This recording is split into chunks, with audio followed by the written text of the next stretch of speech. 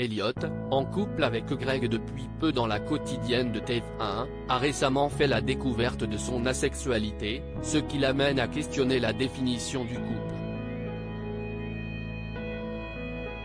En quoi ce personnage détonne-t-il autant dans nos fictions hexagonales? Petite fenêtre quotidienne dans la vie des Français qui les regardent, les SOA ont depuis toujours reflété les thématiques sociétales de leur époque. Qu'il s'agisse du mariage gay dans Plus belle la vie au moment de la loi Taubira, de la transidentité ou plus généralement de la représentation des genres et des sexualités, les séries quotidiennes ont toujours eu un temps d'avance, en incarnant la diversité et en sensibilisant le public aux questions de société à une heure de grande écoute. Dans Ici tout commence sur TF1, Elliot, jeune étudiant interprété par le brillant Nicolas Anselmo, se démarque dès le premier épisode, et pas seulement pour ses compétences prometteuses en cuisine. Tenue chatoyante, coiffure sophistiquée et eyeliner fluo sur les yeux, il est immédiatement pris à partie par Greg et Lionel dans les vestiaires. Les deux tyrans autoproclamés de la section des premières années enchaînent les insultes et les sous-entendus graveleux sur son apparence, faisant mine de se demander s'il s'agit d'une fille ou d'un garçon qui se trouve devant eux. Loin de se laisser déstabiliser, Elliot se déshabille et exhibe ses parties génitales devant eux pour couper court à tout débat, et met les points sur les i avec sarcasme.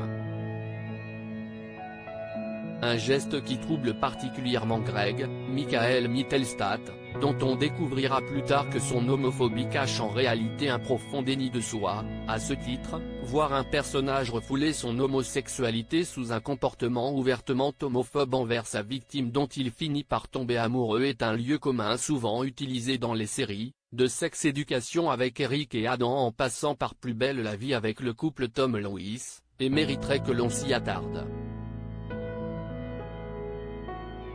D'entrée, Elliot détonne. Il se définit tout d'abord comme non-binaire, ce qui signifie qu'il ne s'affilie pas exclusivement au genre masculin ou au féminin pour se définir, bien qu'il choisisse d'utiliser des pronoms masculins pour se genrer.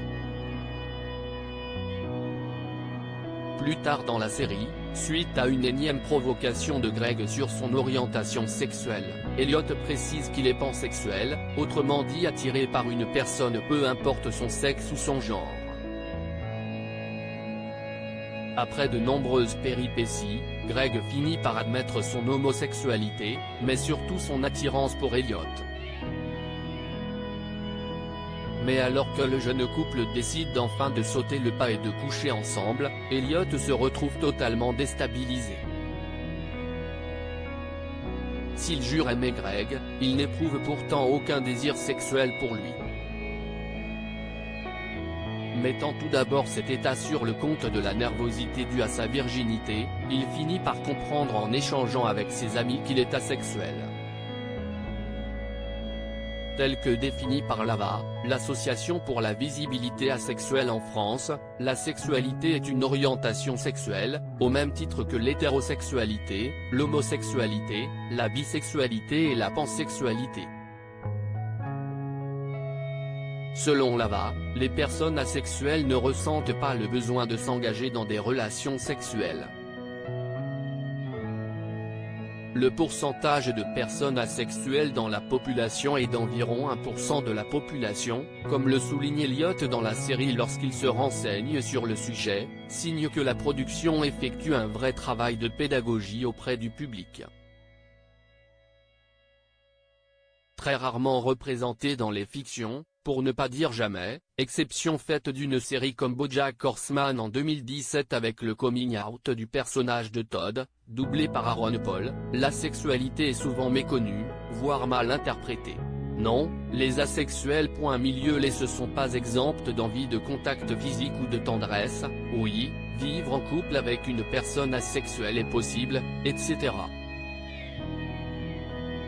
L'intrigue autour d'Elliot dans Ici tout commence permet non seulement de faire la lumière sur une orientation bien trop souvent négligée, mais aussi de sensibiliser le public par rapport aux idées reçues que l'on peut avoir dessus, tout en désamorçant d'éventuelles inquiétudes des personnes concernées par rapport à leur partenaire.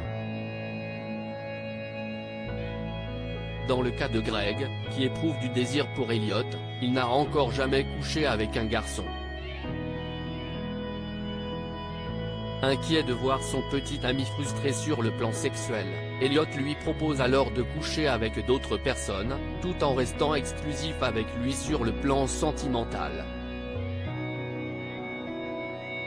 Greg refuse net la proposition, persuadé qu'Elliot veut l'éloigner de lui. Mais à force de communication et d'échanges, Greg comprend qu'Elliot ne veut que son bien, et accepte d'essayer de faire des rencontres pour expérimenter sa sexualité.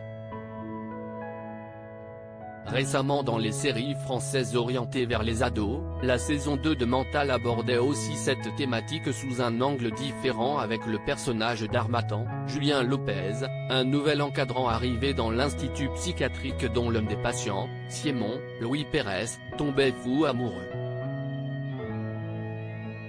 Mais contrairement à Greg avec Elliot, la révélation de la sexualité d'Harmattan est un bouleversement profond pour Siemon, pour qui le sexe est un exutoire et un moyen de combler un vide affectif.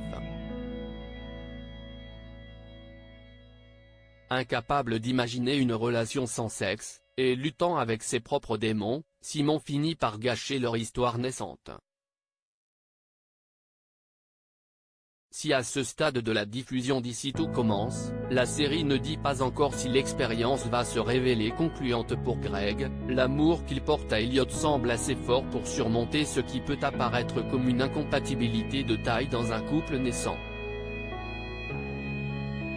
La réaction de Greg envers Elliot montre ainsi un exemple de représentation et de réaction positive pour les personnes asexuelles et leur entourage. Cette intrigue prouve une nouvelle fois la volonté de la part des créateurs de la quotidienne de TF1 de proposer un soap moderno, jeune, public qu'il vise, en phase avec son époque, en proposant des modèles d'identification toujours plus variés tout en remplissant sa mission de divertissement.